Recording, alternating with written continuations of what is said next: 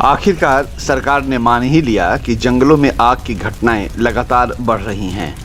भारत में 2020-2021 में गर्मी के मौसम में जंगलों में आग की 3,98,000 से कहीं अधिक घटनाओं की सूचना मिली, जो पिछले साल की तुलना में दोगुने से अधिक है।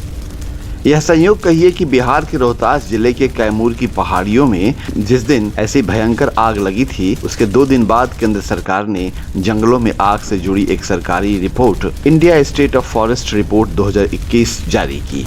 इसमें कहा गया कि नवंबर 2020 और जून 2021 के बीच आग के मौसम में भारतीय वन संरक्षण FSI द्वारा जंगलों में आग की 3,98,774 घटनाओं का पता लगाया गया।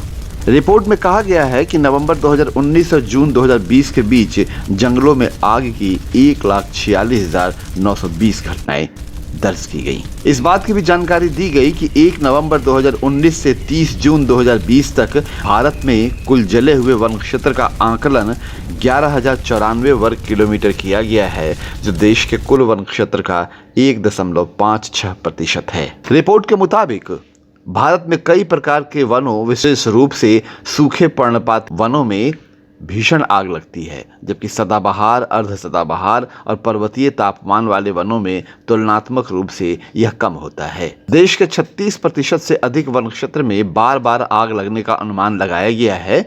वर्तमान में FSI राज्य के वन विभागों को 24 घंटे में कम से कम 6 बार जंगलों में आग की घटनाओं के प्रति सचेत करती रही है। FSI द्वारा दिए गए दीर्घकालिक प्रवृत्ति विश्लेषण के अनुसार भारत में वन क्षेत्र का लगभग 10.66% क्षेत्र में आग लगने की उच्च से अत्यंत उच्च आशंका वाले क्षेत्रों में शामिल है। यह तो सरकारी दलील है, इसकी आगे की सच्चाई क्या है? जिन्हें ग्लोबल वार्मिंग फिक्शन का विषय लगता है, लोकल वार्मिंग स्थानीय सरकार का, उन्हें जानना चाहिए कि छत्तीसगढ़ और मध्य प्रदेश जैसे 2 बड़े राज्यों के बड़े हिस्से में हर साल जंगल में सिर्फ इसलिए आग लगा दी जाती है ताकि महुआ और तेंदुपत्ता बीना जा सके। होता यह भी है कि पतझड़ में गिरे पत्तों की वजह से इस समय महुआ बीनने में मुश्किल आती है। स्थानीय लोग और ज्यादातर मामलों में ठेकेदार जंगलों में आग लगवाते हैं ताकि जमीन साफ हो जाए, महुआ बीनने में आसानी हो। कैमूर के महादेव खोह के जंगलों में लगी आग के मूल वजह महुआ और तेंदुपत्ता ही है। अब हुक्मरान चाहे जो भी कह लें। गौरतलब है कि तेंदुपत्ता बीड़ी बनाने के काम आता है। बेशक आग लगने के पीछे प्राकृतिक कारण भी होते हैं, लेकिन मानव जनित कारण होते हैं।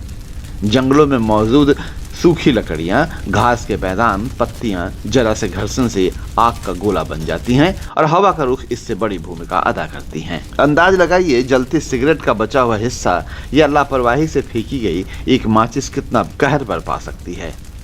लेकिन सबसे बड़ा कारण मिट्टी में नमी का कम होना है। इस बात को आप आज स्वीकार करें या देर से स्वीकार करें। आग बुझाने के सरकारी प्रयासों पर एक नजर डालने से पहले यह भी जान लेना होगा कि आदिवासी जंगल की आग कैसे बुझाते हैं। वे घास या पेड़ों में लगी आग पर पानी नहीं डालते, उनके पास इसके लिए संसाधन भी नहीं है। वे आग का लिंक तोड़ते हैं। आग की तीव्रता के हिसाब से 20 मीटर या 100 मीटर तक दूरी रखकर जंगल को साफ कर देते हैं, यानी घास और सूखे पत्ते पूरी तरह हटा देते हैं, जिससे आग को आगे बढ़ने का सहारा नहीं मिलता। ऐसे सरल उपाय सरकारें भी कर सकती हैं। लेकिन सवाल है कि सरकार क्या क्या करे। निष्पक्ष चुनाव भी करवाए, आपको सब्सिडी के आटा, तेल, नमक और चावल भी दे और जंगल की आग भी बुझाए। नहीं होता इतना सब कुछ एक साथ। बिहार के रोहतास जिला के कैमूर पहाड़ी के जमरदाग गांव से अमरेंद्र किशोर, डेवलपमेंट फाइल्स के लिए।